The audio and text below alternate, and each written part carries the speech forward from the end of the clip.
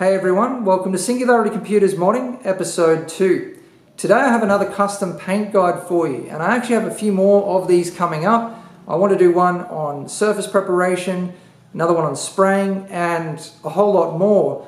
But today's guide is on how to get rid of runs, some little tricks and techniques. And there's quite a number out there, and I've tried a lot of them, and I've settled on one that works pretty well for me, but I'm going to take you through a few of them. Now, I'm really glad you guys are enjoying this new segment and new content, and I really appreciate all of the positive comments. I'm really enjoying it too, because there's been so many things I've wanted to show you guys over the past few years when I've been obsessed with just producing high quality content, the build logs that I now do and nothing else. But going back to the low tech videos, the way I started my channel, really enjoying just being able to, whenever I want to show you guys something, pick up the camera and start filming. And now you're going to see a lot more of what I do and what goes on behind the scenes. But what we're looking at here today is a panel from a K-Slabs Magnum STH10. This is for another upcoming build. Not sure which number it will be yet because there's so many coming up. But this is another custom pearl, and this case was originally the K-Slabs black powder coat. I've primed it, I've gone over it with a black metallic, and I've then sprayed it with this custom pearl, which, what I mean by custom pearl is it's not a standard color, it's something that I have had mixed up. And you're not going to get a very good idea of what this color looks like just from this one panel. You really need to see the case assembled in different light from different angles. But you can get a bit of a better idea from this side. You can see a little bit of black in it, which is underneath the pearl. But from some angles it looks like chrome, bare metal, aluminium, titanium, and then all of the metallic and the sparkles in it. Very happy with the way this effect has turned out. Now, if you're going to be spraying cases, particularly large cases, K-Slabs cases for example, for example, this is the third spray I'm set up for here for this STH10 from K-Slabs.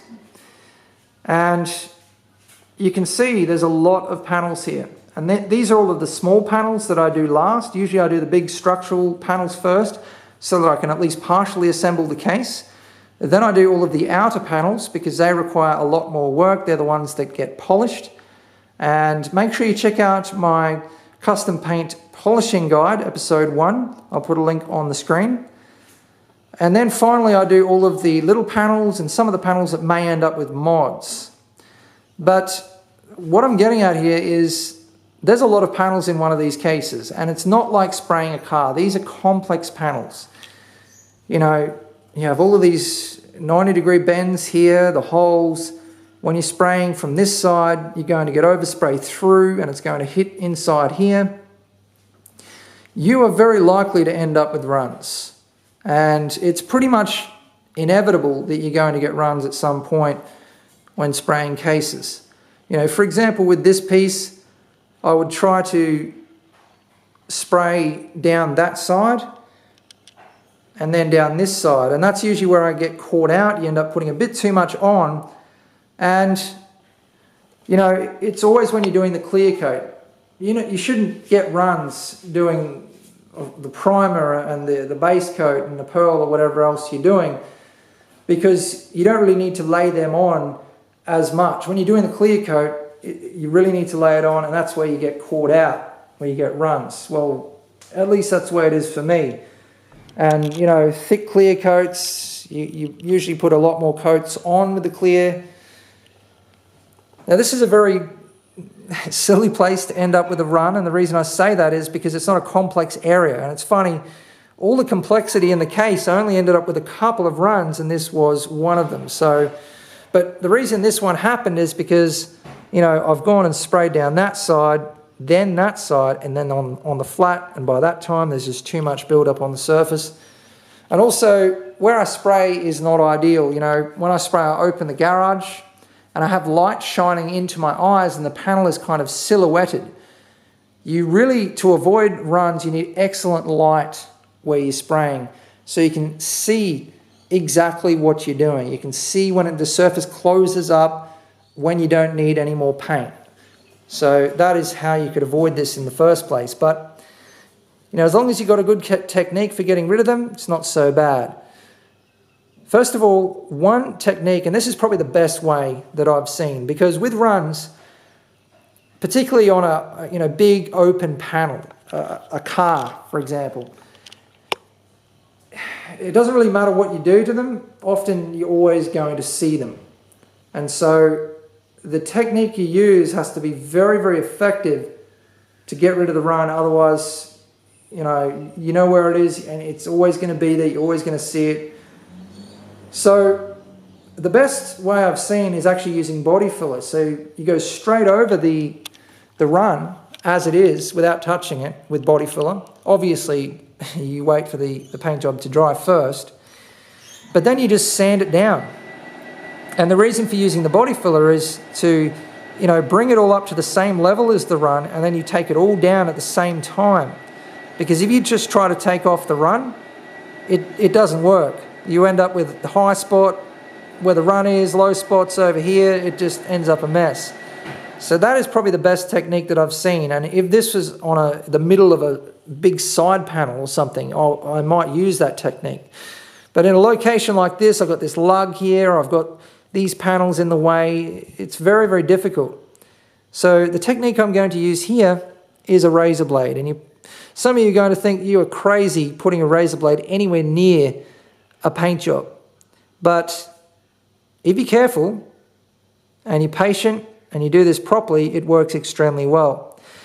Before I get started, another way I've seen is just you get a paddle pop stick and you use a bit more of a coarse grit sandpaper, like 600 or something, and just come in from the side very slowly, very carefully, and make sure that you're only sanding the run all the way down until it's flat. The biggest problems that I've had when doing this is where you put the razor blade down onto the paint job, you end up with cuts. And that's why you can only come from one direction. If you go backwards and forwards like that, you're going to end up with cuts here and cuts there. When you put it down, very, very softly, carefully. You don't need to put any pressure on it really. Just let the razor blade do its work. Really only just a little bit of pressure, because the razor blade is extremely sharp, and eventually it will take the run right down until it's flat.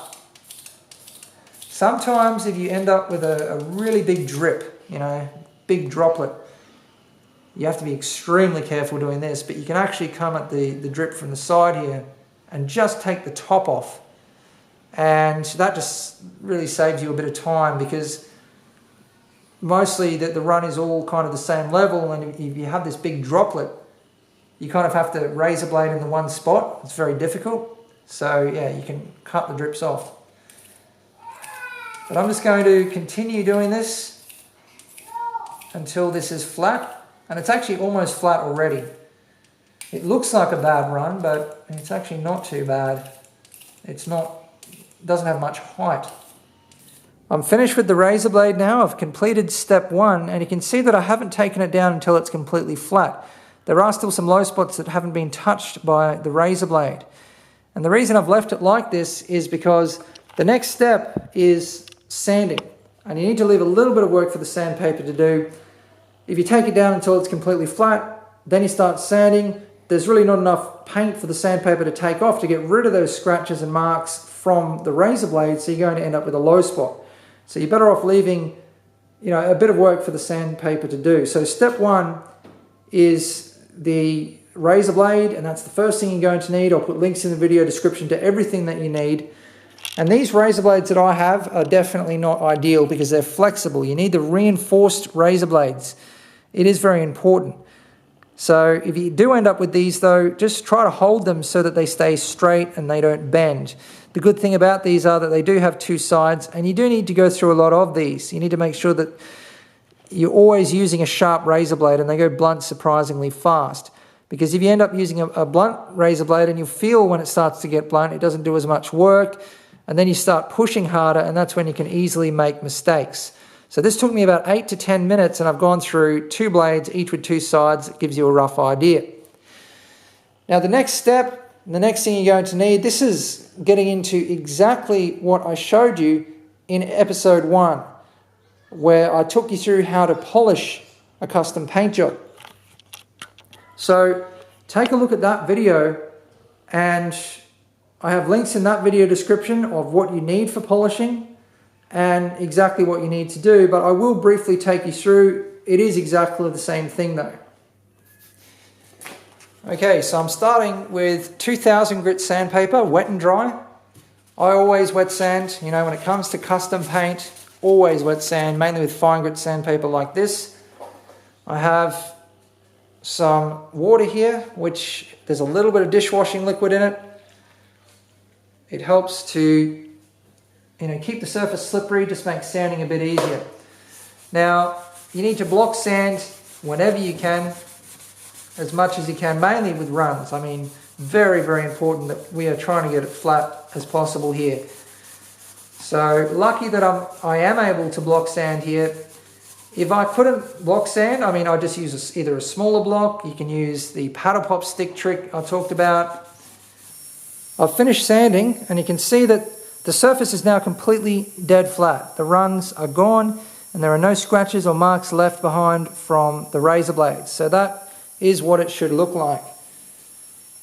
Now make sure you refer back to episode 1 for more information on this polishing process, because the next step is the polishing tool. This is a 2500 RPM rotary tool. And the first step with the polishing tool is a liquid cutting compound and a coarse hard sponge. The second step is a polish, very fine polish, with a fine soft sponge. And now on to the final step by hand, getting into the places where the polishing tool couldn't go with the fine polish. That's it, all done. And now obviously the real question is, can you tell if there was ever even a run here? And looking very closely, you can see there's hardly any imperfections, but looking from the correct angle and the correct light, being very, very fussy, to a trained eye, you might be able to see some small ripples in the surface which tell you there might have been a run in this location. But, you know, that's being incredibly fussy, and this was a difficult location to get rid of a run from because of all of the obstacles. I mean, particularly this edge, even just being able to sand through there would have achieved a better result. But you can see the kind of results you can achieve. I mean, that was a pretty big run also. And now you can, you know, never even tell that it was there. And generally, what works in your favor in a location like this with a lot of obstacles, it's generally somewhere that's going to be out of sight. There's actually going to be hard drives mounted here, so you're never actually going to be able to get down on the correct angle, you know, if I didn't do a great job of this, to be able to see these runs anyway. Whereas out on a big wide open side panel that's in full view, it's going to be a lot easier to get rid of the run because there is no obstacles. I just thought I'd mention why these panels for this K-Slabs Magnum STH10 are blue, because I did say that I painted straight over the original K-Slabs black powder coat. Now this was another one that I repainted myself. I was not happy with the quality, the finish, the color, nothing. And that's something that often happens when other people do my work. And, you know, something I want to say for any of you who are thinking of getting into this, doing what I'm doing, or even just modding for the fun of it, you know, I see people who are highly trained professionals, but what they're doing, they do for money, they don't love doing it. And so the results that they end up with are often terrible. You know, I don't like them, I redo them. But then if you're passionate about something, you love doing it, you will put in the time, you'll have the patience. Even though you don't have the training and the experience, you've actually got a better chance of getting a great result. And even if you don't, you'll certainly put in the time to learn. So, you know, I would prefer passion over training and experience, put it that way. But anyway, I have plenty coming up, and you guys will probably be wondering where the next build log video is. Well, I've actually, because I've been working on all of this new content, I'm a little bit late with this next one, but I have some really exciting builds coming up. Client build 20 Event Horizon. I'm going to finish client build 18 soon, which has custom water blocks, a fair bit of modding. So some builds that I'm really looking forward to getting stuck into, and I'm actually going to go continue working on client build 20 right now. So thanks for watching. Please subscribe, like and favorite if you want to see more.